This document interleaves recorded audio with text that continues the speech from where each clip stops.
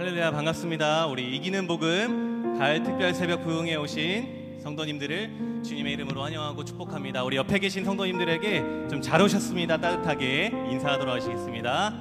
잘 오셨습니다. 감사합니다.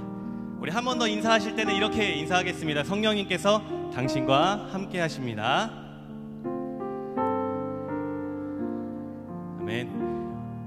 오늘 정말 그렇게 될 줄 믿습니다. 비록 보이지는 않아도 진리의 성령님께서 복음을 듣는 가운데 우리의 마음을 치유하시고 우리의 삶의 방향성을 잡아주시며 우리의 모든 예배를 하나님께 아름답게 올려주실 줄 믿습니다. 믿으십니까?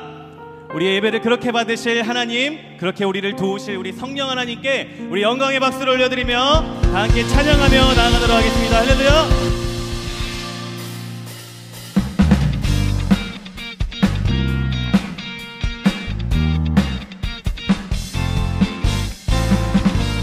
산을 넘는 자들의 발길이 주님은 아름답다고 하십니다. 우리 함께 박수치며 찬양합니다. 복음 들고 산을 넘는 자들의 발길 아름답도다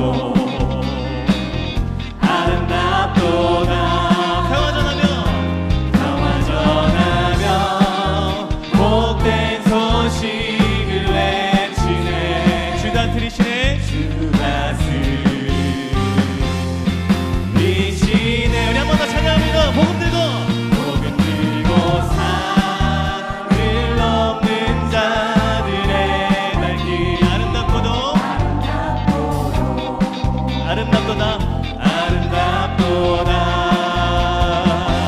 평화 전하며 복된 소식을 외치네.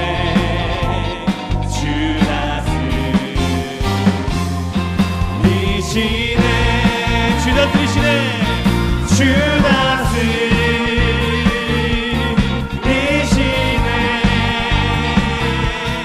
주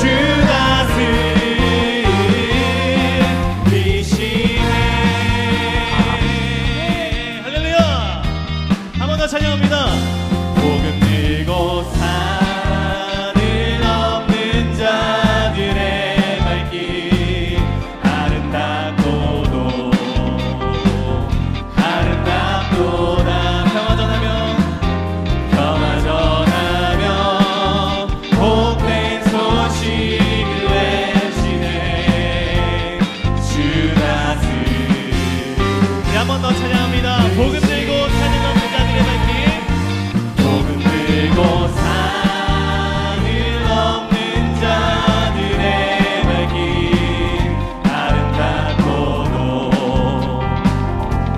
아름답도다 평화 전하며 복된 소식을 외치네. 주 다스리. 우리 주님의 다스림을 소망하면서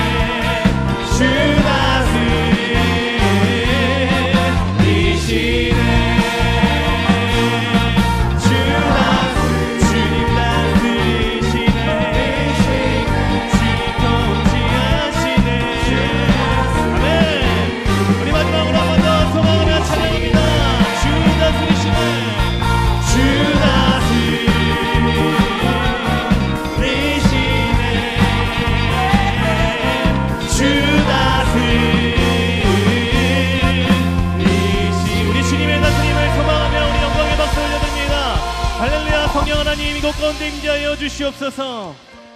주 예수 그리스도의 십자가 부활로 인해 성령께서 우리 가운데 오신 줄 믿습니다. 우리 그 성령 하나님을 묵상하며 함께 찬양하도록 하겠습니다. 허무한 시절 지날 때, 허무한 시절 지날 때, 깊은 한숨 내쉴 때, 그런 풍경 보시며 단식하는 분인데, 고와 같이 너희를 버려두지 않으리. 내가 너희와 영원히 함께하리. 한 번만 더 찬양하겠습니다. 허무한 시절 지날 때, 허무한 시절 지날 때, 깊은 한숨 내쉴 때, 그런 풍경 보시며 단식하는 분인데, 고와 같이 너희를 버려두지 않으리. 내가 너희와 영원히 함께하리라. 성령이 오셨네. 성령이 오셨네. 성령이 오셨네. 내 주에 보내신 성령이 오셨네. 우리 인생 가운데 친히 찾아오셔서 그 나라 꿈꾸게 하신 억눌린 자 갇힌 자, 억눌린 자 갇힌 자, 자유함이 없는 자, 피난처가 되시는 성령님 계시네. 주의 영이 계신 곳에 참 자유가 있다네. 주의 영이시네. 한 번 더 믿음으로 선포합니다. 억눌린 자 갇힌 자, 억눌린 자 갇힌 자, 자유함이 없는 자, 피난처가 되시는 성령님 계신 주의 영이 계신 곳에, 주의 영 참 자유가 있다네. 참 자유가 있다네. 진리의 영이신 성령이 오셨네.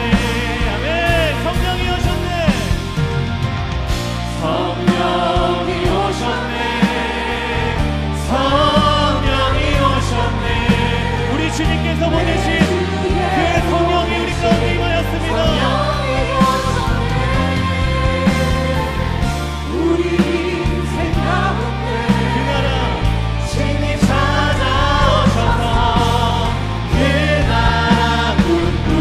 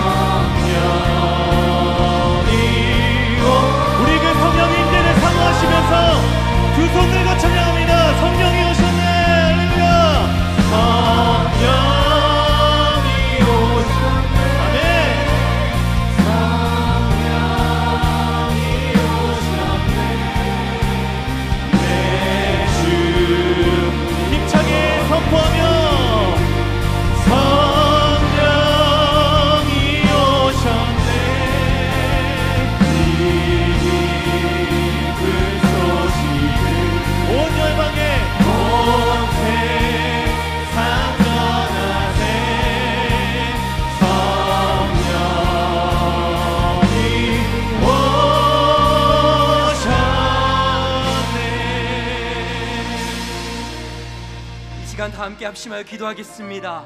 성령과 진리로 충만한 오늘 이 시간 되게 하여 주옵소서. 이인호 목사님을 주의 성령으로 강건케 하여 주사 선포하시는 말씀을 통해 크신 하나님의 놀라운 능력을 오늘 우리 모두가 실제로 경험케 하여 주옵소서. 다 함께 주여 한번 부르고 합심하여 기도하겠습니다. 주여! 하나님 아버지, 주님 감사합니다. 주의 성령을 보내주시니 감사합니다. 하나님, 주의 성령이 우리의 인생 가운데 찾아오셔서 하나님의 꿈을 꾸게 하시니 감사합니다. 하나님의 꿈을 이루어드리는 귀한 인생으로 우리를 세워주시니 감사합니다.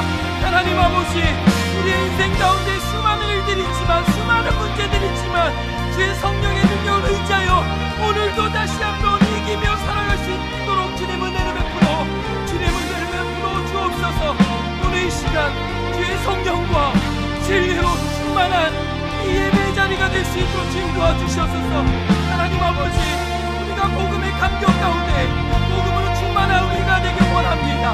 하나님, 우리가 기도할 때마다 하나님의 영광을 보게 하시고 그 주의 영광 가운데 오늘 하루도 그 영광의 소망 가운데 살아갈 수 있도록 주님 은혜를 베풀어 주옵소서.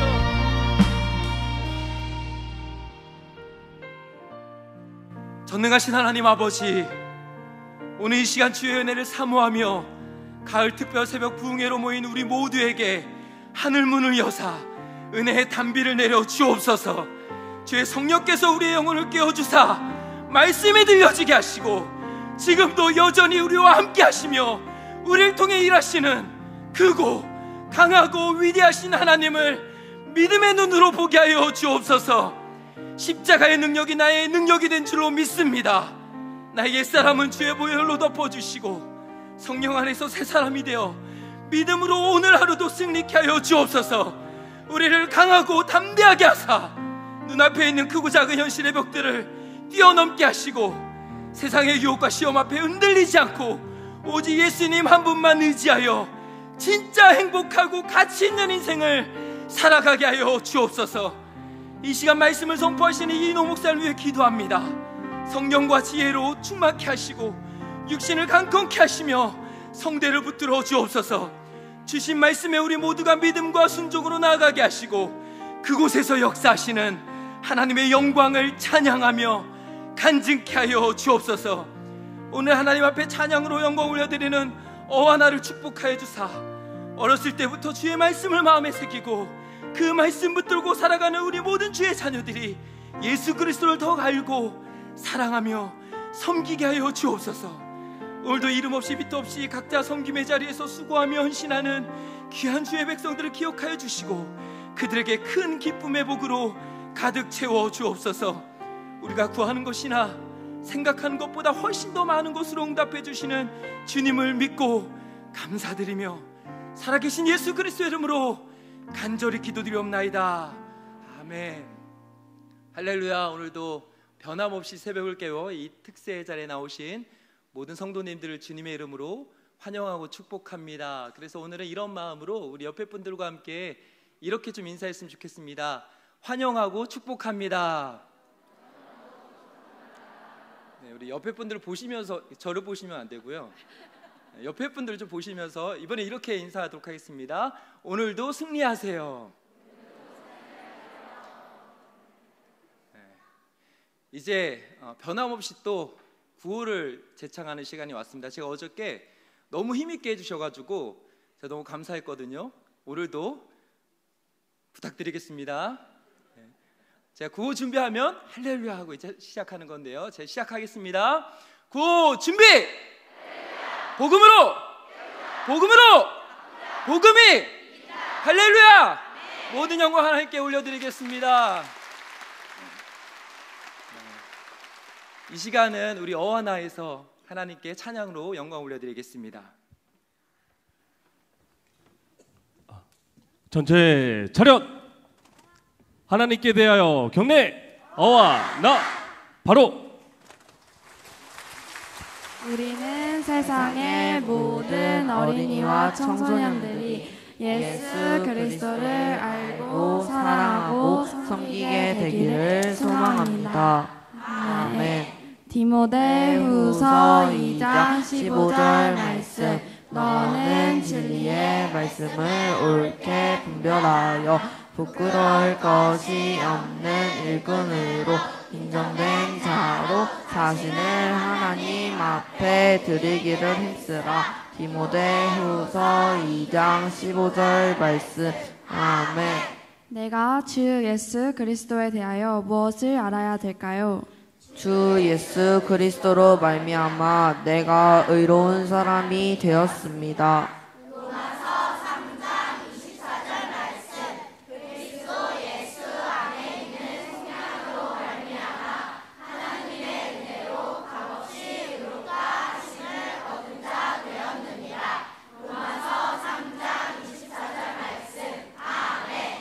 하나님은 내가 어떻게 살기를 바라시나요? 하나님은 내가 그분을 신뢰할 때 나에게 새 생명을 주실 것이라는 사실을 알기 원하십니다.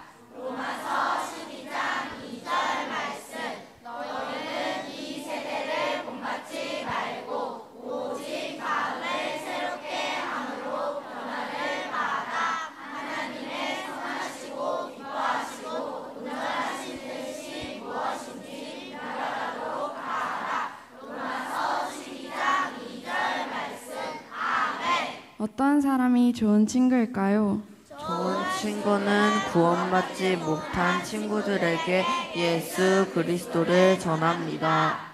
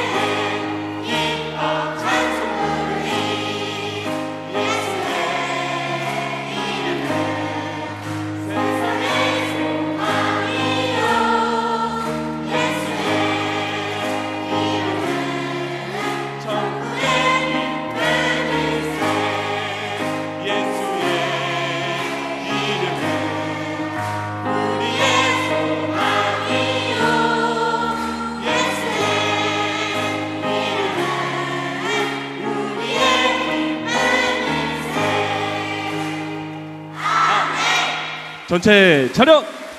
하나님께 대하여 경례! 어와 나 바로!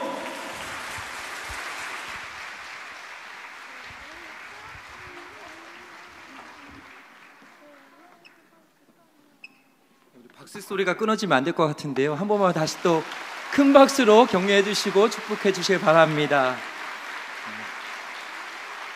정말 잘했어요. 네.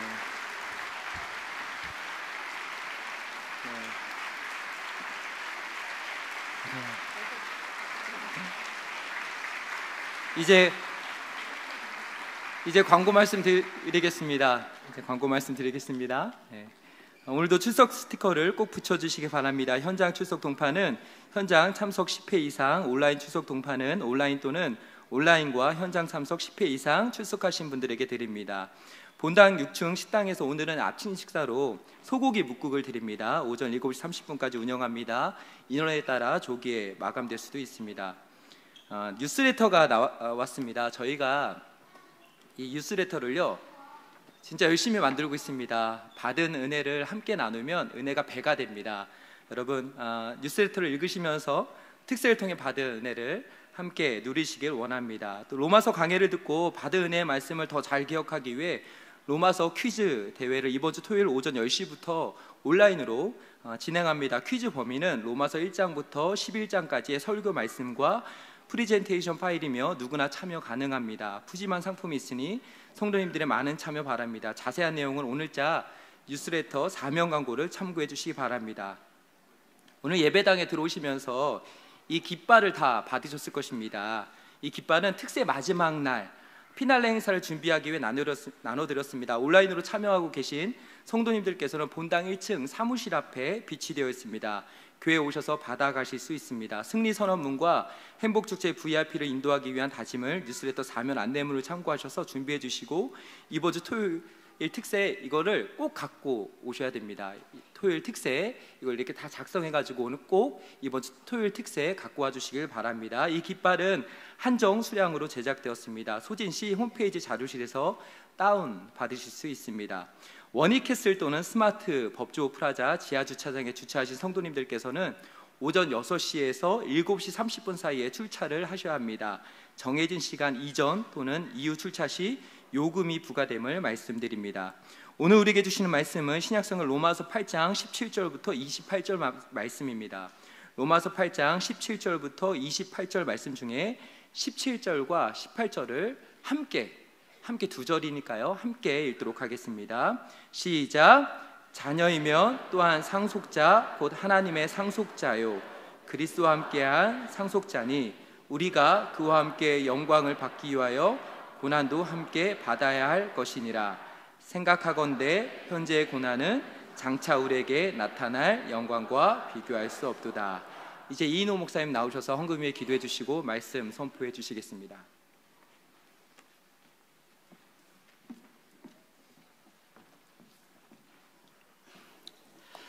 존귀하신 주님, 주님께 모든 영광과 존귀를 올려드립니다.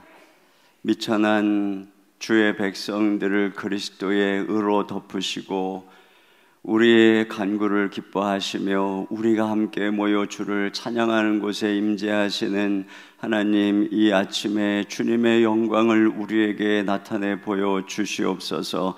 주님의 한량없는 보혈로 우리를 덮어주시고 주의 성령으로 충만케 인도하여 주옵소서. 이 새벽에 주님을 앙망하는 주의 백성들의 이 모든 삶을 통해 주님 영광 받으시는 줄 믿습니다. 우리 특별히 어하나 귀한 우리 자녀들, 하나님, 저들이 어려서부터 주님의 말씀으로 훈련받으며 이 세대 속에서 주님의 귀한 자녀들로 자라나게 해주심을 감사합니다. 우리 하나님, 저들의 삶 속에 주님이 동행하시고 늘 함께하여 주시옵소서. 주님, 또한 귀한 예물로 주님께 영광 올려드리는 사랑하는 손길들마다 하나님께서 기억하시며 저들의 감사 가운데 주님이 영광 받으시고 또 감사하는 삶이 날마다 넘치도록 감사의 제목들을 허락하여 주옵소서. 오늘도 주님께서 말씀해 주시고 주의 성령으로 충만케 인도해 주시기 원하오며 예수님 이름으로 기도하옵나이다. 아멘. 우리 어하나 친구들 너무 감사했어요. 우리 교회에 아주 인기 있는 또 너무 말씀으로 훈련을 잘하고 있는 부서가 우리 어하나, 어하나 감사해요. 우리 어하나 앞으로 한국을 짊어지고 갈 그러한 미래라고 생각이 됩니다.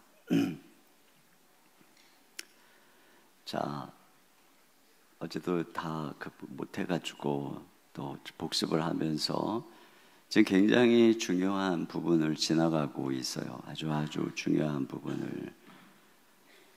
그래서 잠깐 복습할 때 혹시 어제 못 들었던 분이나 어제 졸았던 분이 깨닫게 되는 그런 은혜가 있기를 소망합니다.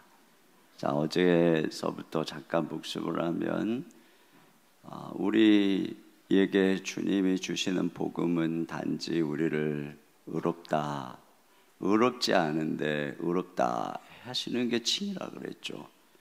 근데 거기서 끝나는 것이 아니라 실제적으로 의롭지 않은 우리를 의롭다 하실 뿐 아니라 진짜로 의롭게 해주시는 복음이다, 이런 이야기를 했어요. 죄를 이기는 복음.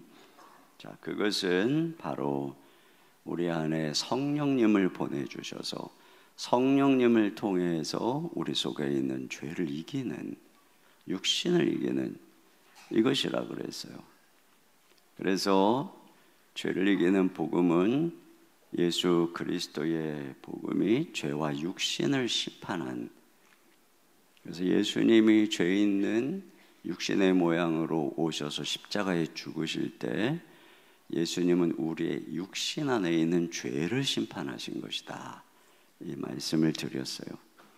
그래서 주님의 십자가는 죄를 덮어주는 십자가예요. 죄의 지배에서 벗어나게 하는 십자가예요. 더 나아가서는 죄를 심판하는, 이기게 하는 십자가다.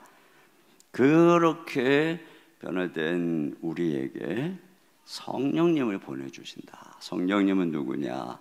이제 우리 가운데 있는 죄의 잔재, 옛사람, 육신의 세력을 몰아내는 그러한 분이 성령이시다, 이런 말씀을 드렸어요. 그래서 우리가 육신을 쫓지 않고 성령을 쫓을 때 어떤 일이 일어나느냐? 율법의 요구를 이룬다는 것입니다. 율법의 요구를 이룬다. 그러면 어떻게 성령님은 우리 안에서 일하시는가? 생각을 제어하시고, 그래서 우리가 영의 생각을 하게 한다고 그랬어요. 또 우리 가운데 내주 계신다 그랬어요. 영원히 우리 가운데 내주하신다. 그래서 우리 몸의 귀중함을 알려주신다 그랬어요. 이 몸이 장차 부활할 영광스러운 몸이다. 이 세상하고는 달라요. 여러분, 우리가 이 세상과 가장 다른 건 여기에 있어요. 하나님이 친히, 그러니까 우리가 주의 보혈로 우리를 덮어주시고 우리를 주님의 나라로 옮겨주시고, 여러분 또 예수님이 십자가에서 우리 안에 있는 모든 이 육신의 세력과 죄를 심판하시고, 여기까지는 이건 원리적으로 알지만 여기까지는 우리가 잘 몰라요. 특별히 세상하고 우리의 신분이지만 잘 몰라요. 그런데 그렇기 때문에 우리에게 성령 하나님이 영원히 우리 가운데 내주에 계시는, 여기서부터 이제 진짜 다른 모습이 나타나는 거예요. 그래서 우리 지난 7장에서도 얘기했지만, 이미 거듭나서 마음에서부터 주의 법을 사모해도 성령이 계시지 않으면 죄의 법 아래 지고, 그러니까 믿지 않는 사람이랑 똑같은 현상으로 사는 거예요. 그러나 우리가 성령님이 우리 안에 계시기 때문에 그분을 따라가기 시작할 때 이제 우리 자신이 달라지기 시작한다는 거예요. 그래서 성령님이 우리 몸의 행실을 제어한다고 요거 하다가 이제 우리가 어저께 시간이 다 돼가지고 오늘은 끝까지 할 수 있기를 좀 스피디하게 한번 해보겠습니다. 그래서 우리 신자는 우리 가운데 계신 성령님이 주인이시기 때문에 그분을 따라야 되는 것이고, 육신을 따르면은 안 된다는 것입니다. 우리가 육신대로 살면은 반드시 죽는다, 이렇게 이야기를 하고 있어요. 여러분, 여기 13절에 보면은 너희가 육신대로 살면 반드시 죽을 것이로되 영으로서 몸의 행실을 죽이면 살리라, 이렇게 얘기했잖아요. 육신은, 자, 몸의 행실은 몸의 악한 행실을 말하는 거예요. 그러니까 몸의 악한 행실은 목에서 죄죠, 죄. 우리가 죄를 짓는 것입니다. 근데 어느 때 죄를 짓는 것이냐? 육신을 따라 살면. 자, 육신이 뭐라고 그래서요? 우리 가운데 죄가 지배해서 죄가 활동하기 좋은 이 옛사람의 그 상태, 이 옛사람의 이 죄된 본성의 이것들이 우리를 장악한 상태. 그래서 막 분노하거나, 우리가 막 세상에 음란한 것 보면서 마음의 정욕에 들끓거나, 시기하거나, 막 두려움, 염려, 근심에 사로잡히거나, 이런 상태가 됐을 때 무악해가지고 나도 모르게 몸에서 약간 행실이 나타나는 거잖아요. 그러니까 내가 육신을 따라 살면은 몸에 악한 행실이 나타나고 그렇게 살면 내가 죽는다는 것입니다. 근데 반대로 내가 성령을 따라가면은 성령님이 무슨 일을 하시느냐? 몸의 행실을 죽인다는 것이, 영으로서 몸의 행실을 죽이면 살린다, 이것이죠. 그러니까 결국은 우리의 초점이 뭐냐면 몸의 행실인 이 죄를 죽여야 되는 거예요. 우리가 이 죄가 우리 가운데 몸으로 나오지 않도록 해야 된다는 것입니다. 여기에서 우리가 딱 기억해야 되는 아주 중요한 초점이 뭐냐면은, 그건 1차적으로 내가 이 몸의 행실을 어떻게 해서든 안 하게 꽉 붙들어 매놓고 여기도 안 가고 저기도 안 가고, 그것이 아니라 첫째로는 우리 이 몸의 행실이 어디서부터 나온다 그래서 육신에서부터 나온다 그래서 육신을 따르지 않는 것입니다. 죄가 터전하고 있는 그 자기 홈그라운드, 이 죄의 몸이 뭐라 그랬어요? 육신이라고 그랬어요. 그러니까 우리가 육신을 따르지 않으면, 육신에게 밥을 주지 않으면, 그러면 점점 이 몸은 죄의 세력에서부터 벗어나게 된다고 그랬어요. 자, 이걸 우리가 늘 인식하고, 그러나 동시에 우리가 그러면 이 육신을 따르지 않는 것이 어떻게 가능하냐? 항상 그렇게 막 생각하고, 물론 늘 생각해야죠. 이 우리 가운데 육신이 이미 못 박혔다라고 하는 것을 생각해야죠. 그럼에도 불구하고 이 세상에서 계속적으로 우리에게 육신이 다가올 때 우리가 어떻게 육신을 따르지 않을 수 있느냐? 그것이 바로 이 영으로서 여기 갈라디아서 5장 16절 여기 왼쪽에 있는 거 보셨죠? 한번 읽어보겠습니다. 다 같이요. 시작. 내가 이르노니 너희는 성령을 따라 행하라. 그리하면 육체의 욕심을 이루지 아니하리라. 그렇습니다.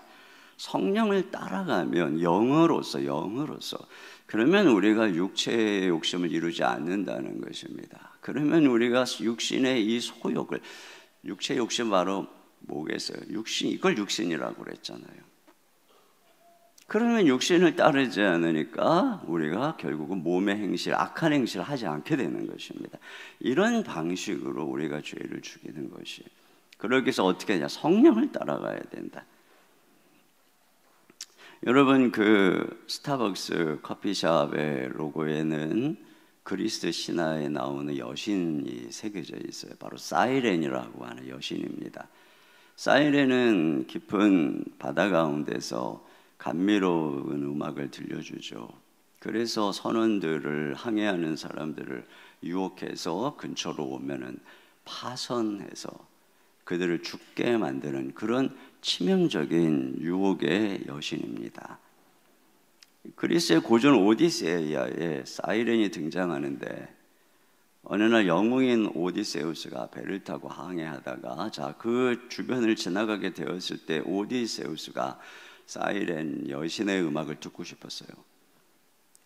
그런데 파괴되는 것이 유혹에는 빠지지 않으면서 듣고 싶어서 방법을 어떻게 썼느냐면, 모든 선원들의 귀를 밀랍으로, 촛납으로 다 막았어요. 그리고 자기는 귀를 열어달라고 하고 자기 몸을 돛대에다가 묶어달라고 그랬어요. 그러니까 지나가는데 선원들은 못 들으니까 계속 앞으로 항해를 하는데, 오디세우스만큼은 묶여있고 귀가 열려져 있으니까 듣는 거죠. 너무 매혹적인 음악이 들리니까 가고 싶은 거예요. 그래서 선원들에게 저 배로 가자, 저 섬으로 가자 하지만 다 못 들어요. 자기 몸은 묶여 있어요. 그러니까 그 유혹을 빠져나갔다, 이거죠. 이게 바로 유혹을 이기는 금욕적 방식인 거예요. 예전에 사막의 교부들 같은 경우에는 사막에 들어가서 모래하고 빵만 먹으면서 기둥에다가 자기 몸을 묶고, 기둥성자 시몬 스틸리터스는 기둥에서 38년 동안이나 밧줄에 묶고 밑에서 제자들이 올려주는 걸 먹으면서, 그러면서 이 몸은 더럽다고 이렇게 했어요. 그러나 이것이 아니죠. 그렇지 않아요. 그렇게 해서 오디세우스 풀어주는 순간에 미친 개처럼 달려가지 않겠습니까? 그런데 이 다른 이야기가 있어요. 이야손이라고 하는 사람이 아르고 원정대를 결성해서 그도 사이렌 섬을 지나가게 되었어요. 그런데 그 아름다운 사이렌의 음악 소리가 날 때 그 배에는 당대의 최고의 뮤지션인 오르페우스가 타고 있었어요. 오르페우스에게 음악을 연주하라고 그랬어요. 근데 그의 음악이 얼마나 아름다운지 사이렌의 음악 소리보다 더 아름다웠어요. 선원들은 오르페우스의 아름다운 음악에 사로잡혀서 사이렌의 유혹적인 음악 소리가 들리지 않았던 것이죠. 그래서 지나갔다는 것이에요. 이것이 바로 하나님이 우리로 하여금 죄를 이기게 하는 방식이라고 하는 것입니다. 성령께서 우리 가운데 오셔서 하늘의 아름다운 것을, 영적인 것을 생각하게 하시고 우리로 하늘의 소망을 가지게 함으로써 이와 같이 세상의 것들에 대해서 더 이상 이 육신의 소욕에 대해서 더 이상 관심이 없어지는, 이런 아름다운 것을 보면 이것들이 추한 줄 알게 되는 것이죠.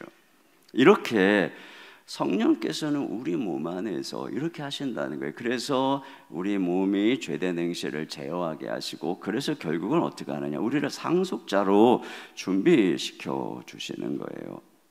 자, 여기 14절부터 14절 먼저 읽어보겠습니다. 시작. 무릇 하나님의 영으로 인도함을 받은 사람은 곧 하나님의 아들이라. 네, 이게 지금 하나님의 영으로 인도를 받아야 하나님 아들이다. 자, 이런 의미. 그래서 하나님의 영으로 인도 받아야 된다. 그 얘기를 하는 것이 아니라 하나님의 성령이 내주에서 인도하는 사람들은 누구냐? 하나님 아들, 자녀라는 거예요. 성령님은 다른 사람 인도 안 해요. 하나님의 자녀를 인도한다는 거예요. 그래서 성령은 양자의 영이라고 하는 거죠. 15절 같이 봅니다. 시작. 너희는 다시 무서워하는 종의 영을 받지 아니하고 양자의 영을 받았으므로 우리가 아빠 아버지라고 부르짖느니라. 네, 그러니까 성령님은 종의 영이 아니라 양자의 영이에요. 여러분, 하나님이 그의 아들 예수님을 이 땅에 보내서 우리에게 하시고자 하는 일이 뭐냐면 우리를 아들로 삼으시려고 하는 거예요. 그래서 우리가 그의 아들 예수의 피로, 그분의 의로 덧입은 그 의와 신분은 어떤 신분이냐? 아들의 신분인 것입니다. 그래서 우리는 예수님을 통해서 하나님의 자녀가 되는 거예요. 자, 요한복음 1장 12절 시작. 자, 곧 그 이름을 부르는 자에게는 하나님의 자녀가 되는 권세를 주셨으니. 그렇습니다. 영접하는 자. 그러니까 우리가 믿으면 하나님의 자녀가 되는 것이에요. 그러기 때문에 성령님을 보내주셔서 성령님이 양자의 영으로서 우리가 이제 야, 너네는 하나님 자녀야, 이렇게 되는 거예요. 예수 믿는 사람에게는 이와 같이 우리로 하여금 네가 이제 하나님 자녀야. 그래서 어떤 아빠 아버지라고 부르짖는 거예요. 그 예수님을 믿으면 그냥 자연스럽게 성령님이 우리 가운데 거하셔서 하나님을 아버지라고 부르게 되는 거예요. 전에는 무서웠던 하나님이, 전에는 그냥 하나님 앞에 뭐 전능하시고 위대하시고 뭐 창조주요 뭐 공의로우신 여호와 하나님 막 이렇게 했던 사람이 이제는 하나님 아버지, 아빠, 이렇게 막 하나님을 친밀하게 부르게 되는 거예요. 자연스럽게 나오는 거예요. 전에는 막 청와대 갈 때 막 대통령 막 복장같이 막 일어나가 봐. 이제는 청와대 계신 분이 우리 아빠인데 막 가서 노는 거예요. 내 놀이터야 거기가. 청와대 집무실 막 책상 밑에서 애가 막 기어다니고 막 이러는 거 보셨어요 옛날에? 이런 일이 생기는 거죠. 성령님이 그냥 생각으로만 아니라 정말 우리가 하나님 자녀구나 이렇게 깨닫게 해주시는 거예요. 그렇게 해서 우리가 자녀임을 알게 해주신다 그랬죠. 자, 16절 다 같이요. 시작. 성령이 친히 우리의 영과 더불어 우리가 하나님의 자녀인 것을 증언하시나니. 네, 그래서 그러면 그 자녀가 어떻다는 거냐? 17절 시작. 자녀이면 또한 상속자 곧 하나님의 상속자요 그리스도와 함께한 상속자니. 그렇습니다. 여기에 중요한 초점이 있어요. 우리가 자녀라고 할 때 그 의미는 무엇이냐? 상속자라는 것입니다. 그리스도와 함께한 상속자. 특별히 양자라고 할 때 이 로마 시대의 양자는 특별히 법적으로 상속권을 받는 아들, 그래서 자기의 육신의 아들 못지않은 지위를 가진 똑같은 존귀함을 가진 존재로서 상속권을 가진 아들입니다. 예를 들어서 어느 큰 그룹의 회장에게 종종 이런 일들이 나타나요. 내가 그의 친자다. 그래서 친자 소송을 하겠다고 하는 이런 일들이 생기죠. 근데 예를 들어서 그가 뭐 어디서 누구에게 태어나든 유전자 검사를 했는데 정말 그 회장의 친자다라고 하는 게 확인이 되는 순간에 그는 엄청난 상속권을 갖게 되는 것입니다. 그러니까 우리가 하나님의 자녀가 됐다고 하는 것은 그냥 말로만 감정적으로만 이제 하나님하고 친하게 돼서 이것이 아니라 우리에게 상속권이 주어진다는 것이에요. 그리스도와 함께 그리스도께서 누리시는 모든 하늘의 영광 그 나라에 참여하게 된다는 것입니다. 그래서 성령님은 우리 가운데 오셔서 우리가 바로 그런 상속자인 하나님의 아들, 하나님의 자녀인 것을 알려주시고 이 땅에서 우리가 그 상속자로서 준비될 수 있도록 오신 분이에요. 그러니까 보혜사 성령께서. 그래서 예전에 보면 큰 대기업에 그 기업의 아들이 있으면은 뭐 집사를 붙여가지고 막 양육을 하고, 예전에 뭐 세자 책봉이 되면은 그 세자를 훈련시키려고 막 최고의 그 석학들과 또 무예를 가르치고 막 이런 가정교사들로 쫙 포진해가지고 그를 막 양육하고 매일 아침부터 밤까지 하는 것처럼 우리가 이 땅에서 예수님을 믿고 하나님의 자녀로 이렇게 칭함을 딱 받는 순간에 성령님이 이제 우리 가운데 오셔서 우리를 그 상속자에 맞게 양육하는 거예요. 그래서 여러분 다윗을 보세요. 다윗에게 사무엘이 기름을 부었을 때 그가 무슨 왕이 될 거라고 하는 기름을 부었지만 왕자께 입학한 게 아니에요. 그냥 광야에 가서 계속 양을 치고 있었는데 달라졌어요. 성령이 어려서부터 감동을 하니까 거기서 그가 시를 쓰고 거기에서 수금을 연주하고, 그러니까 이게 벌써 왕자 교육이죠. 거기서 곰과 사자를 때려잡는 용맹, 워리어, 이런 모습들로 자라죠. 그래서 결국에 나중에 골리앗 앞에 딱 섰을 때 골리앗을 때려잡아요. 누가 그렇게 했어요? 성령께서 다윗 안에 이 왕자의 위용으로, 한 나라의 임금의 위용으로 키우잖아요. 이와 같은 것입니다. 세상의 교육이 아니라 성령께서 그와 함께서 어려서부터 충만하니까 그가 세상하고는 다른 하나님 나라의 상속자로서, 하나님 아들로서 자라도록 성령께서 우리와 함께 하신다는 거예요. 그렇기 때문에 성령님을 우리가 따라야 되는 것입니다. 여러분, 성령님은 신자에게 있어서는 그러니까 어머니와 같은 존재예요. 우리 애들이 잘 자라려면 집에서 끊임없이 엄마를 부르면서 엄마를 통해 이렇게 자라잖아요.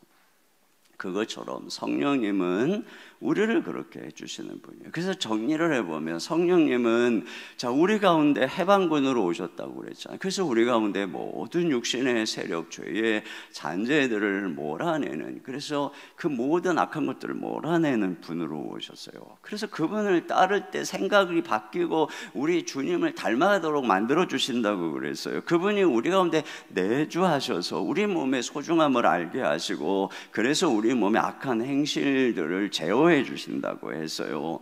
그 성령님은 그렇게 해서 우리가 하나님의 자녀로 하늘나라 상속자로 준비시켜 주신다고 했죠. 그러니까 이 성령님하고 더불어서 사는 것이 우리에게 가장 중요한, 그러니까 이 복음에 있어서 이기는 복음의 첫 걸음이 뭐예요? 예수님의 십자가, 그리고 그 예수님이 우리 가운데 있는 육신과 죄를 심판하셨을 뿐 아니라 그렇게 해서 결국에는 우리 가운데 성령을 보내주신 복음, 이것이에요. 여러분, 우리는 오랫동안 우리 안에 이런 것들이 있어요. 성령님 하면은 일부 어떤 교단의 은사주의적인 체험적인, 그래서 어떤 사람이 성령 받았다 하면은 이상한 광기를 부리고 성격이 괴팍하고, 이러다 보니까 우리가 성령 하면은 그건 우리하고는 좀 거리가 먼, 우리 장로교는 그런 얘기하지 않고 얌전하게 예수님만 닮아서 살아가는 곳이야, 이렇게 생각하는 경향이 있습니다. 근데 여러분 보세요. 우리가 성령에 대한 이전 이해를 다 뒤로 하고, 여러분이 옛날 교회에서 성령을 어떻게 배웠든 어떤 체험을 했든, 자, 그것은 다른 중요한 한 성령님의 체험이지만 그것들 뒤로 하고 오늘 말씀 속에서 보세요. 죄를 이기기 위해서, 말씀에 순종하기 위해서 성령님을 빼고 과연 이야기가 가능한가? 내가 성령님을 모시고 살아가는 성령 충만한 그분을 따라가는 삶을 빼고 이야기가 가능한가? 이건 교단의 문제, 신앙의 문제가 아니에요. 우리가 성령님을 의지하고 따라가지 않으면 죄를 이길 수 없다는 것입니다, 한마디로. 그래서 성령님이 왜 오셨는지, 무엇 때문에 내 안에 거하시는지를 명확하게 알고 그분을 무시하지 말고 인정해야 되는 것입니다. 여러분, 우리가 성령님이 내 안에 계시는데 성령님은 온유한 영이세요. 그렇기 때문에 우리 안에서만 내 안에 계시다고 강제적으로 일하시는 분, 인격적인 분이세요. 그러니까 내가 성령님의 존재를 깨닫고 성령님을 인정하면 할수록 성령님은 내 안에서 당신의 존재를 드러내시는 거예요. 내가 성령님을 환영하고 성령님께 무릎을 꿇을수록 성령님은 내 안에서 주인이 되어 일하시는 거예요. 그래서 우리가 순간순간 성령님을 인정하고 순간순간 그분을 의뢰하고, 아이가 엄마를 부르고 찾듯이 말이에요. 그리고 우리가 성령을 근심하게 하지 말아야 되는 것입니다. 우리가 불순종하면 성령님이 우리 가운데서 근심하세요. 우리 안에 계시잖아요. 우리 안에 계시기 때문에 성령님이 근심하는 게 우리에게 느껴지는 거예요. 특별히 성령으로 충만한 사람은 예민하게 느끼는 거예요. 그래서 내가 지금 이렇게 하는 거 성령님이 기뻐하는데 기뻐하지 않으셔. 내가 지금 이 자리에서 없는 어떤 사람에 대해서 뒷담화하는 거 내 안에 성령이 기뻐하지 않으시는구나. 내가 지금 이렇게 이 시간에 친구들하고 놀러가고 지금 이게 별로 안 좋은 이런 곳에 가는 거, 성령님이 기뻐하지 않으시는구나. 이렇게 성령님은 우리 가운데에서, 근데 우리가 이 성령님이 근심하면 바로 돌아서야 되는 것이에요. 근데 그러진데도 계속 그 길로 가게 되면은 점점 성령님의 감동이 사라져요. 그래서 성경에 보면 성령을 소멸하지 말라고 그러는데 성령의 은사를 소멸하지 말라는 것입니다. 계속 불순종의 길을 가면은 우리 가운데 한때 그렇게 충만했던 성령님의 아무런 감동도 은사도 이제는 느껴지지 않아요. 그렇기 때문에 믿지 않는 사람하고 똑같이 돼버리는 것입니다. 그래서 우리가 어떻게 되느냐? 성령을 날마다 사모해야 되는 것입니다. 성령을 보면은 구하는 자에게 성령을 주시지 않겠느냐, 이렇게 이야기를 하고 있어요. 그러니까 여러분, 우리가 구해야 되는데, 특별히 성령님이 왜 오셨는가? 우리의 죄로 인해서 우리를 이기고 거룩하게 하고 우리를 하나님의 상속자답게 준비시키려고 성령님이 오셨다는 것을 기억하고 목적에 맞게 성령님을 존중하고 구하면 성령이 가장 충만하게 역사하셔서 우리를 이기게 하시는 거예요. 예수님이 무리를 걸어오시는 거, 가장 주님의 신성을 드러냈던 성령의 충만함의 이유는 바로 우리 주님이 오병이어로 인기가 급상승했을 때 유혹을 이기고자 산에서 기도할 때였던 것입니다. 이와 같은 것이에요. 성령을 이용하고 어떤 은사를 통해서 나를 드러내고 이러는 것이 아니라, 진정 내가 이 세상의 유혹에서 이길 힘이 나에게 없으니 성령님 하면서 그분 앞에 무릎을 꿇을 때 성령은 우리에게 가장 충만하게 역사하는 거예요. 자, 그래서 우리로 하여금 우리를 자녀로 준비시킨다고 했는데, 여기 보니, 자, 우리가 자녀인데, 자, 이런 상속자인데 우리 고난이 있다는 거예요. 17절 다 같이 보겠습니다. 시작. 자녀이면 또한 상속자 곧 하나님의 상속자요 그리스도와 함께한 상속자니 우리가 그와 함께 영광을 받기 위하여 고난도 함께 받아야 할 것이니라. 그렇습니다. 여러분,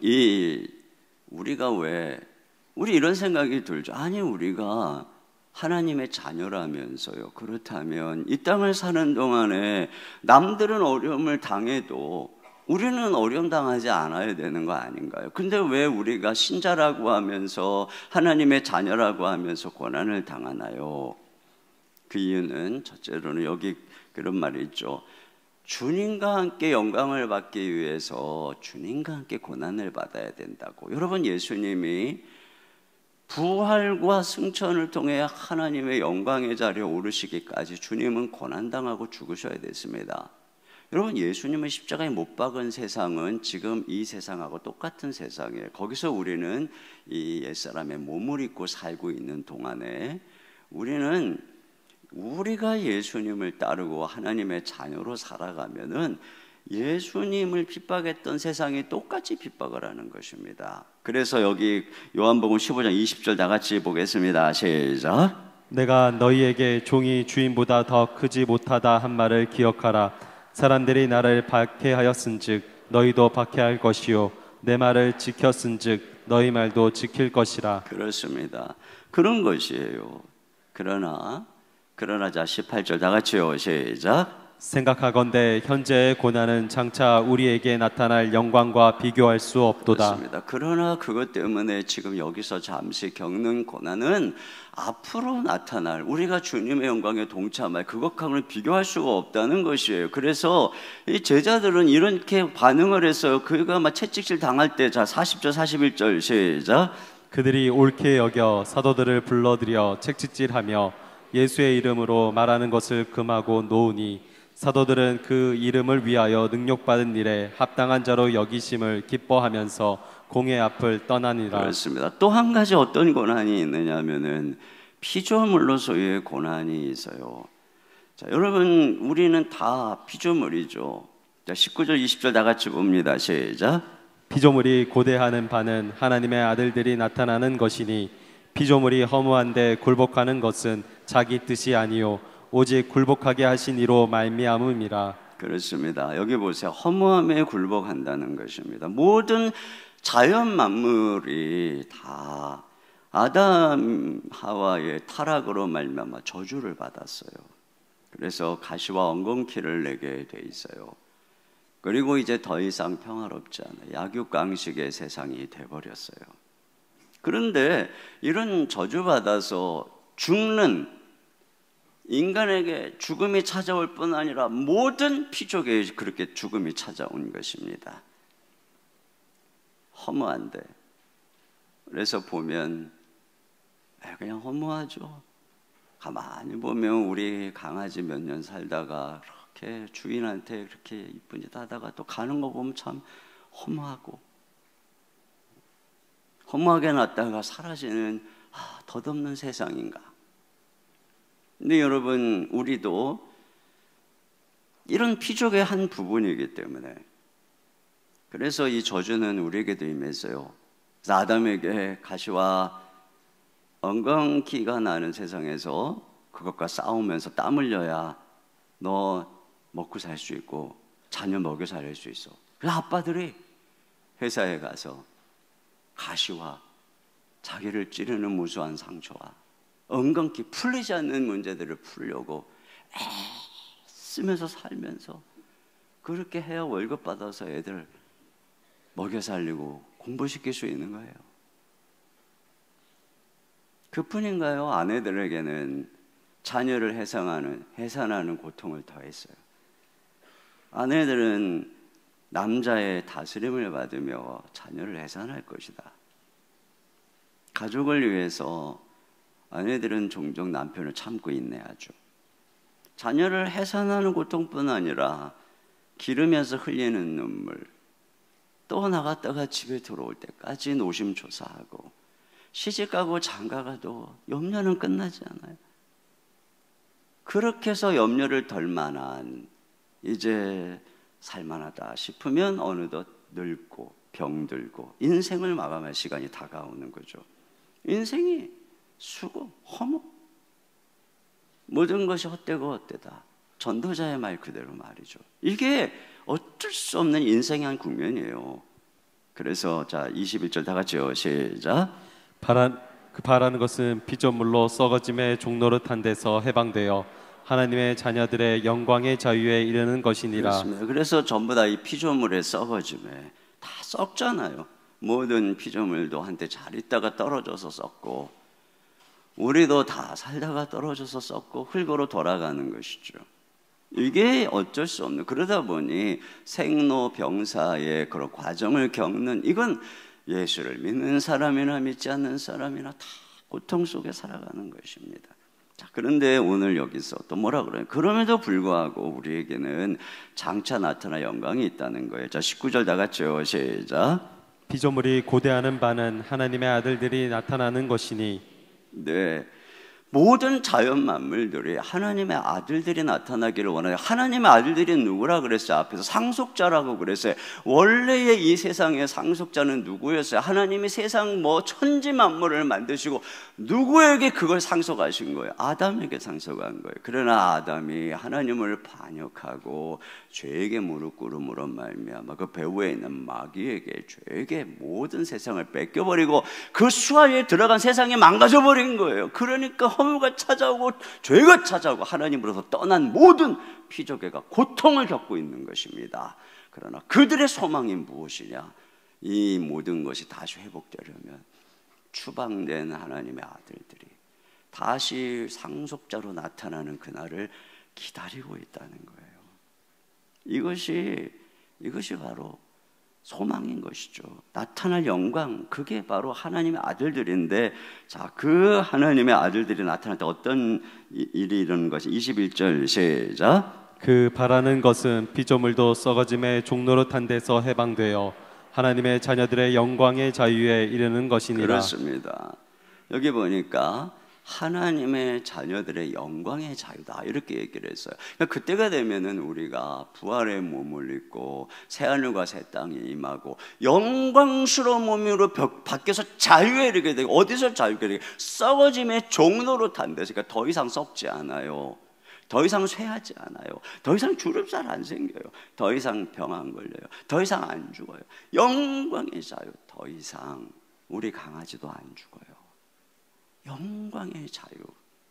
그래서 계시록 21장 14절을 이렇게 되어 있어. 다 같이 읽겠습니다. 시작. 모든 눈물을 그 눈에서 닦아주시니 다시는 사망이 없고 애통하는 것이나 곡하는 것이나 아픈 것이 다시 있지 아니하리니 처음 것들이 다 지나갔음이로다. 네, 이런 하나님의 영광의 자유, 하나님의 아들들의 영광의 자유에 피조물들이 그날이 되면 우리도 그 영광의 자유에 동참하기를 기다리고 있다는 것입니다.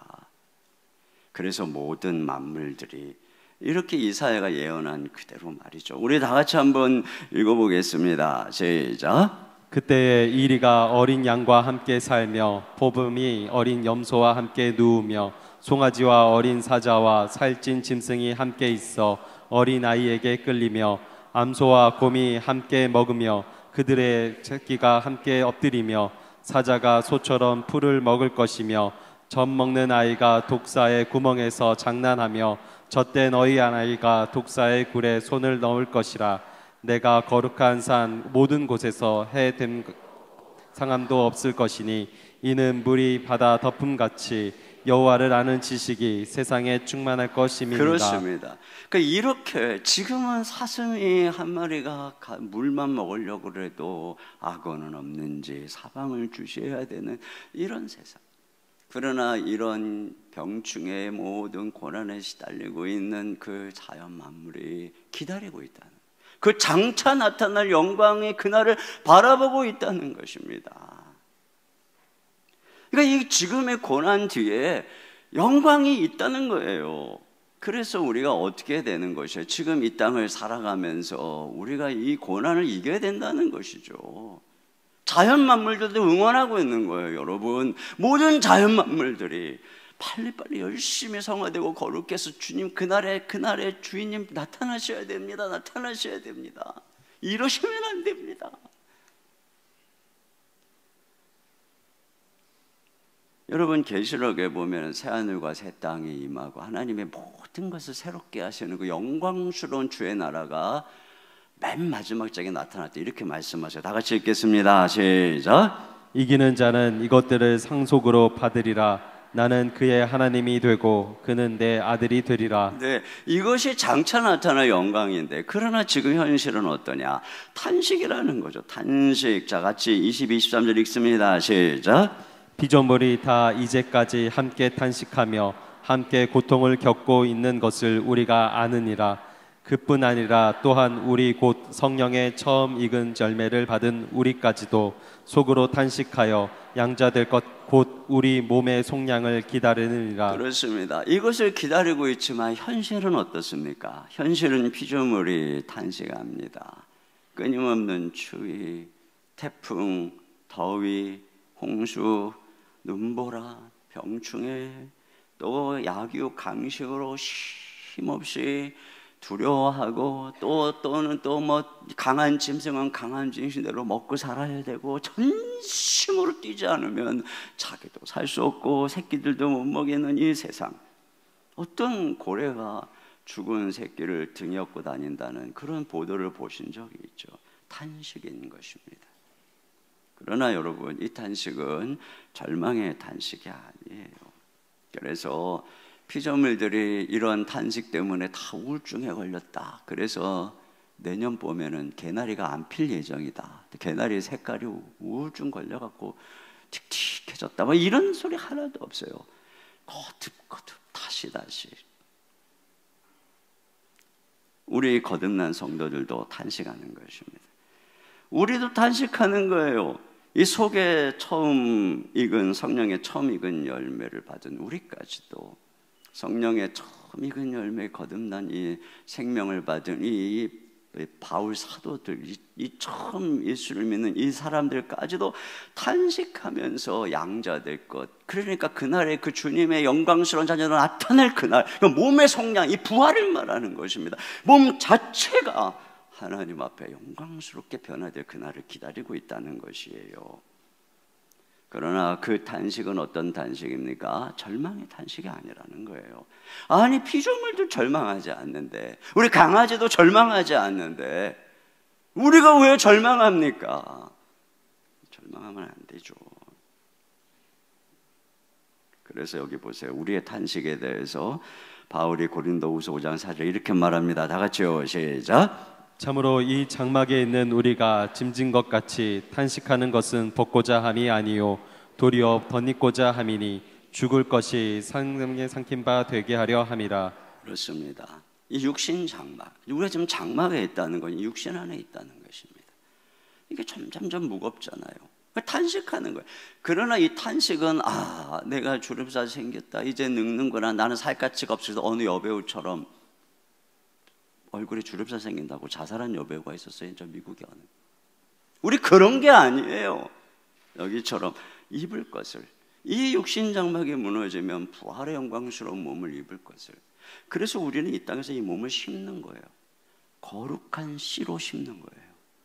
그걸 성령님이 여기서 우리 죽을 때까지 하는 거예요. 이게 대강 몸이 아니라 재개발될 몸이기 때문에 몸의 행실을 죽이면서 끝까지 흠도 티도 없이 그날에 나타날 수 있도록 이 몸으로 죄를 이기며 의의 병기로 드리며 살아가는, 이게 우리의 마지막 구원이라는 것이, 우리의 구원의 싸움이라는 거예요.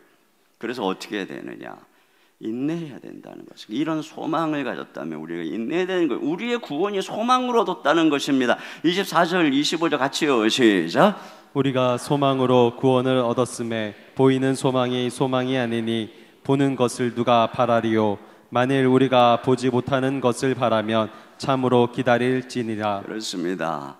여러분, 우리는 소망을 가지게 된 것입니다. 소망으로 구원을 얻었어요. 우리가 예수님을 믿고 구원을 받았다는 것은 무슨 의미예요? 내가 영적으로 하나님의 자녀가 되었어요. 동시에 나는 보이지 않는 하나님 나라의 신분 가진 상속자가 되었어요. 그리고 장차 나는 영광스럽게 부활해서 그날에 하나님 나라의 상속자로 나타날 거예요. 이거 언제 일어날 거예요? 이거 이 땅에 사는 동안에 돼요? 안 되죠. 아브라함에게 하나님이 주신 그 약속, 내가 너의 후손으로 하늘의 별처럼 많게 할 거야. 아브라함 사라 생전에 그게 청취가 될 수 있는 거예요? 아니라 그랬죠. 소망으로 구원을 받는 거예요. 우리가 예수를 믿는다는 것은 보이지 않는 그것들을 바라보면서 지금 소망으로, 그렇기 때문에 소망으로 구원을 받는 우리는 해야 될 일이 여기서 약속, 인내하는 것입니다. 인내하는. 그 아브라함이 오래 참아 약속을 받았느니라. 일평생 동안, 제가 첫날에도 얘기했잖아요. 일평생 동안 끝까지 모리아 120세가 가까이 되어 모리아산에서 아들 이삭을 드리기까지 그가 바라본 것은 하늘의 약속이었어요.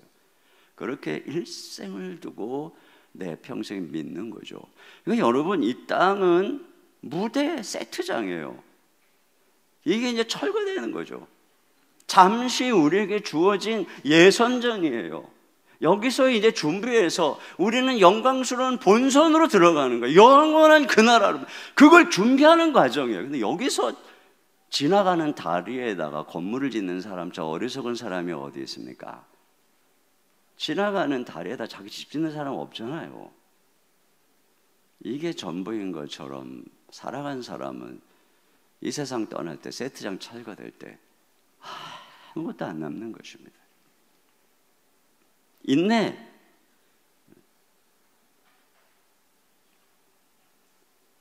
자, 그런데 이렇게 우리가 고난의 길을 단식하면서 인내하면서 걸어갈 때 우리를 도와주시는 분이 바로 우리 안에 거하시는 성령님이시라는 거예요. 자, 여러분 26절 같이 봅니다. 시작. 이와 같이 성령도 우리의 연약함을 도우시나니 우리는 마땅히 기도할 바를 알지 못하나 오직 성령이 말할 수 없는 탄식으로 우리를 위하여 친히 간구하시느니라. 성령님이 우리의 연약함을 도우시는데 뭘 도우시느냐? 기도를 도와주신다는 거예요. 여러분, 왜 하필 기도를 도와주실까요? 여러분, 우리가 하나님의 자녀라 그랬잖아요. 이 땅에서 고난을 당하는데 우리가 하나님 자녀라 그랬잖아요. 하나님이 우리에게 성령님만 보내주심으로 끝난 게 아니라 하나님 아버지가 우리에게 놀라운 하나의 약속을 주셨어요. 특권을. 그게 뭐냐? 네가 이 땅에서 모든 천진만물을 주관하는 나 여호와가 너 아버지니까 나한테 기도해라. 그럼 내가 너를 도와줄 것이다. 내가 너의 편이 되어줄 것이다. 그럼 다윗을 보세요. 하나님이 그 해놓고 성령 충만해 해놓고 준 거 아무것도 없어요. 사울이 그를 죽이려고 막 온 군대를 끌어서 사방이 그의 적이었어요. 다윗 딱 한 가지였어요. 그때마다 기도했어요. 하늘에 계신 아버지께. 하나님이 기가 막히게 때로는 천사를 보내시고 때로는 기적을 보여주시고 때로는 지혜를 주셔서 결국은 다윗이 왕이 되기까지 기도하면서 이겼잖아요. 그러니까 기도라고 하는 엄청난 특권을 우리에게 주신 거예요. 하나님의 자녀들에게만 있는 거예요. 다른 사람들은 기도할 수 없어요. 예수를 믿고 그 상속자가 된 하나님의 자녀에게는 이 특권이 있는 거예요. 그런데 우리의 문제가 뭐냐? 기도에 연약하다는 거예요. 여기 보세요. 기도할 바를 알지 못해. 왜 기도할 바를 알지 못할까요? 육신 가운데 있잖아요. 여러분, 주님이 제자들에게 겟세마네 동산에서 야 너네 기도해야 돼. 이제 십자가 앞에 큰 영적 전투 있어. 다 잘 때 주님 뭐라 그랬어요? 마음은 온유로되 육신이 약하도다. 마음에서는 기도해야 된다는 걸 아는데 우리 육신이 이 육신이 몸이 육신이 돼서 잠에 익숙해지고 세상적인 것에 익숙해지고 기도하러 간다 그러면 영적인 일이니까 몸이 습관이 안 돼 있는 거예요. 힘든 거예요. 아, 피곤해. 나 오늘 못 갈 것 같아. 네, 골프 치러 가야지. 그러면 몸이 가야지. 아, 오늘 하여튼 오늘 나 훈련 받으러 가야 돼. 여러분들은 안 그래요? 아, 오늘은 가기 싫어. 오늘 너무 피곤해. 내 친구가 야 우리 영화 보러 가. 그래 가. 이게 우리가 지금 육신이 뭐에 약해요? 영적인 것에 말씀 공부한다, 기도한다. 안 되는 거예요. 여러분, 육신으로는 절대 기도할 수 없어요. 근데 그런 우리가 그렇게 우리가 이런 아직은 옛사람의 몸을 입고 있는 우리에게 성령님을 보내줘요. 성령님이 무슨 일을 하시는 거예요? 성령님이 도와주시는 거예요. 기도를 도와주시는 거예요. 자, 그런데 성령님이 어떻게 기도를 도와주시느냐? 자, 한번 20절 하반절 다 같이요. 시작. 오직 성령이 말할 수 없는 탄식으로 우리를 위하여 친히 간구하시느니라. 성령님이 우리 안에서 기도를 도와주시는데 어떻게 도와주세요? 탄식으로 도와주신다는 것입니다. 자, 그러면 이 탄식이 뭘까? 여러분, 이 탄식이 가만히 보면은 앞에서 피조물이 탄식한다 그랬죠. 우리 예수 믿는 우리도 탄식한다 그랬죠. 이 고난의 세상에서. 그런데 그 성령님이 우리 안에서 탄식하신다는 거예요. 이 탄식은 무슨 탄식이겠어요? 고난의 세상을 살아가는 우리를 동정하고 위로하는 탄식인 거예요. 이게 성령님의 탄식인 것이죠. 그래서 우리가 이 세상에 힘들고 어렵지만 기도하러 나아갈 때 성령님이 도와주시면 함께 울어주세요. 함께 아파해 주세요. 그러면서 성령 안에서 우리가 탄식하고 같이 기도하면 울잖아요.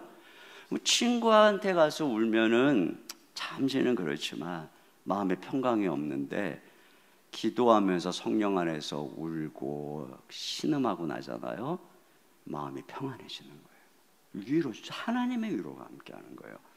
그리고 이거는 슬픔의 탄식이 아니라 소망의 탄식인 거예요.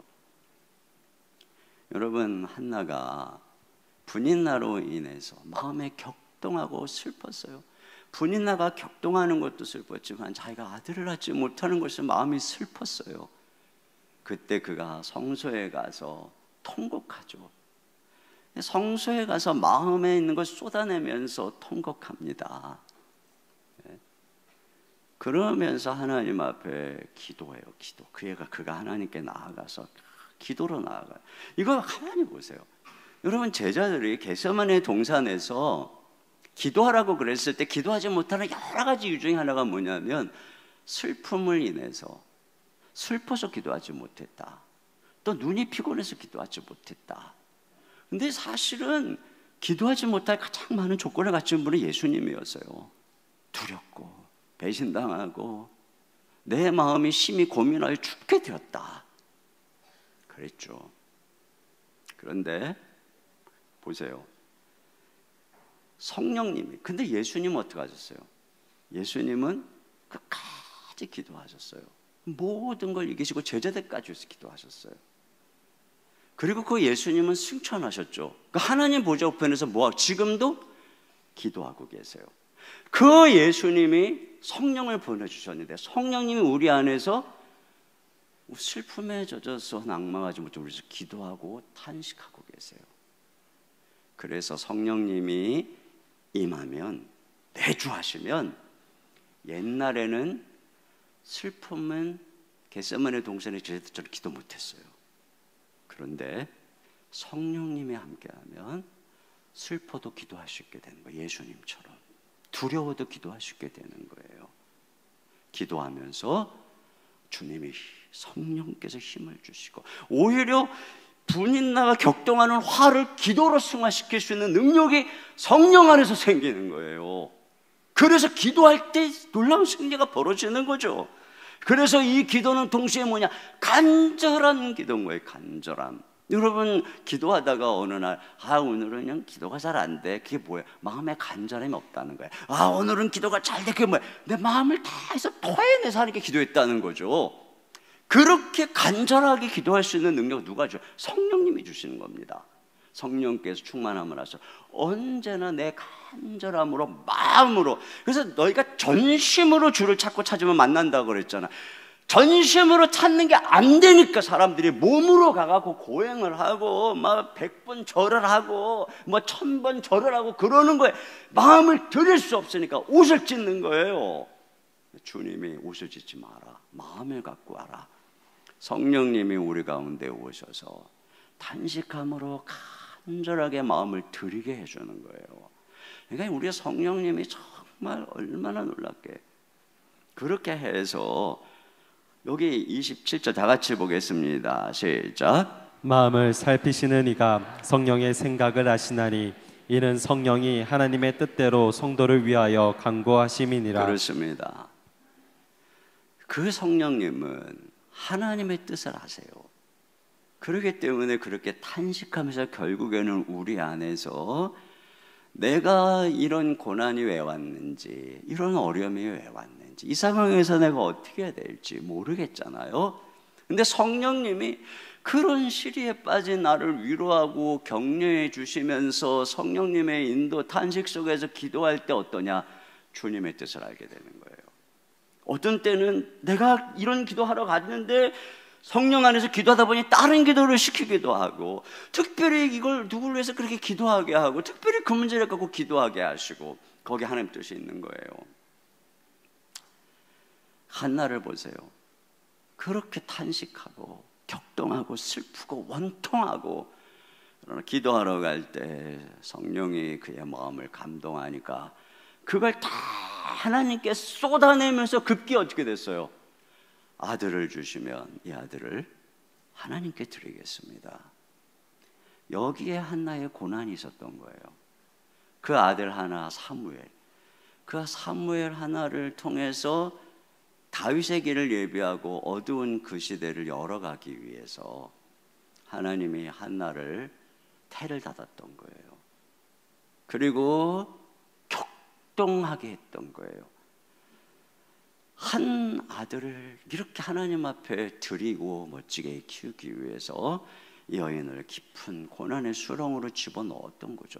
이걸 고난의 때 우리가 어떻게 알아요? 요셉이 그렇게 팔려가고 그렇게 모함당하고 감옥에 있을 때 고난의 의미를 어떻게 알아요? 우리는 몰라요. 그런데 성령께서 그 과정, 그 고난 속에서 주님만 바라보고 기도할 수 있게 하다 보면 성령이 이 탄식 속에서 우리가 주의 뜻을 위해서 기도하게 되는 거예요.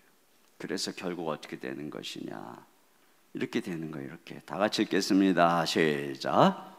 우리가 알거니와 하나님을 사랑하는 자 곧 그의 뜻대로 부르심을 입은 자들에게는 모든 것이 합력하여 선을 이루느니라. 그렇습니다. 모든 것이, 이 부분은 이제 내일 좀 더 이제 얘기를 하겠습니다.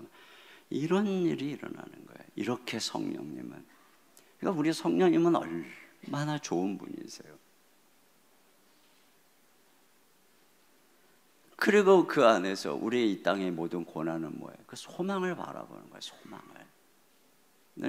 이 부분 묵상하면서 떠오른 찬양이 사막에 샘이 넘쳐 흐르리라. 지금은 막 이 환경이 엉망이 되고, 지금은 정말 이런 세상이지만 그를 잘 견디면 그날이 오는 겁니다. 오는 것이.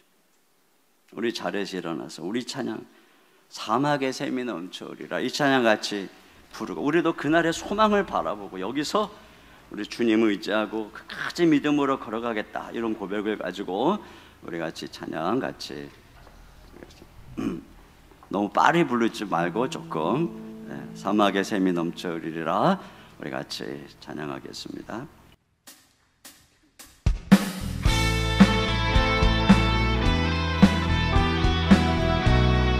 조금만 천천히. 사막의 샘이 넘쳐 흐르리라, 사막의 꽃이 피어 향기 내리라, 주님이 다스리는 그 나라가 되리.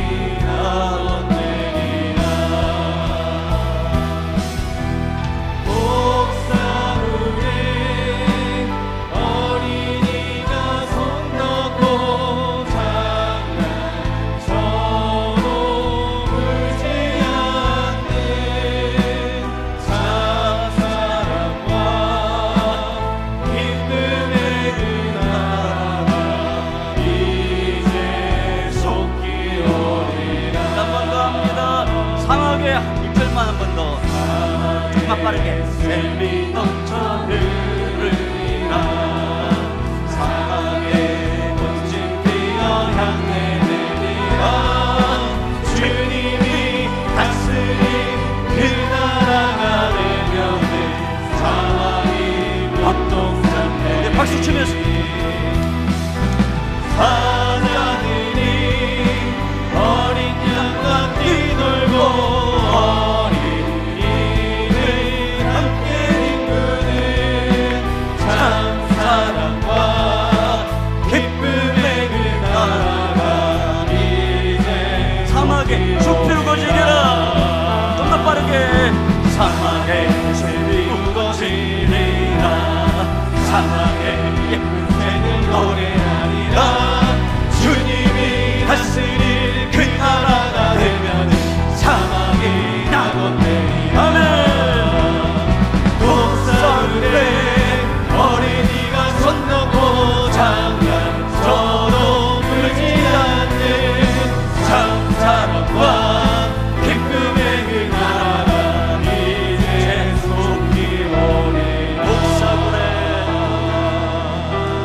독사들의 어린이가 손 놓고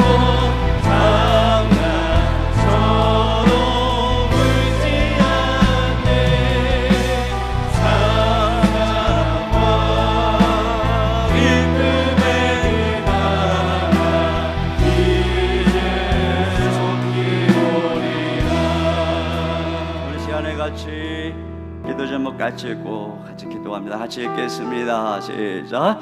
우리가 하나님의 자녀이고 하나님의 상속자임을 증거하시고 알게 하시며 인도하시는 성령님을 날마다 사모하며 의지하게 하소서. 주님께서 다시 오실 그날에 하나님의 상속자로서 우리가 누릴 영광의 자유를 소망하며 인내함으로 고난을 이겨내고 죄와 육신 세상의 유혹과 싸워 승리하게 하소서.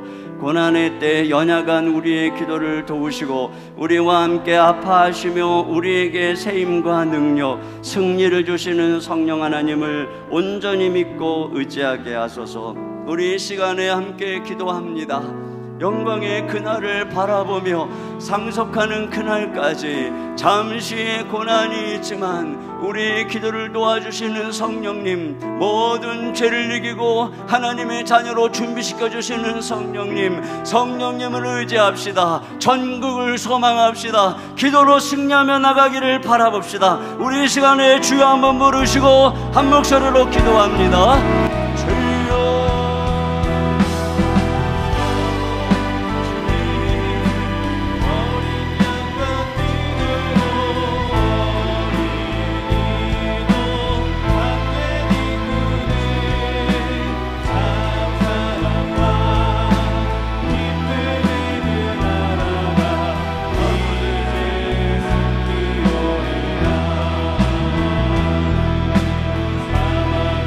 사막에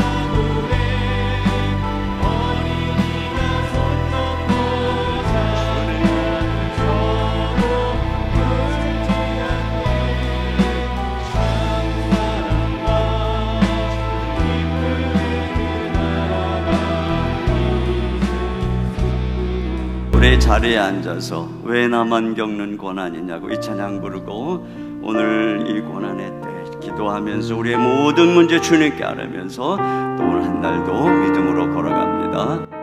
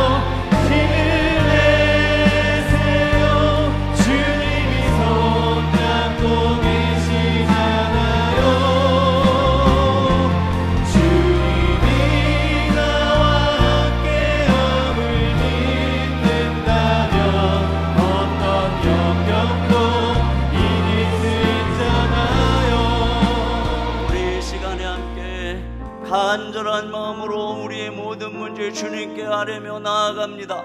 또 여러분 우리 교회를 위해서 중보의 기도를 또 함께 기도하면서 오늘 모든 것 주님께 의탁하고 주님과 더불어 힘있게 오늘 한낮 승리하기 소망합니다. 우리 주여 한번 부르시고 한 목소리로 기도합니다.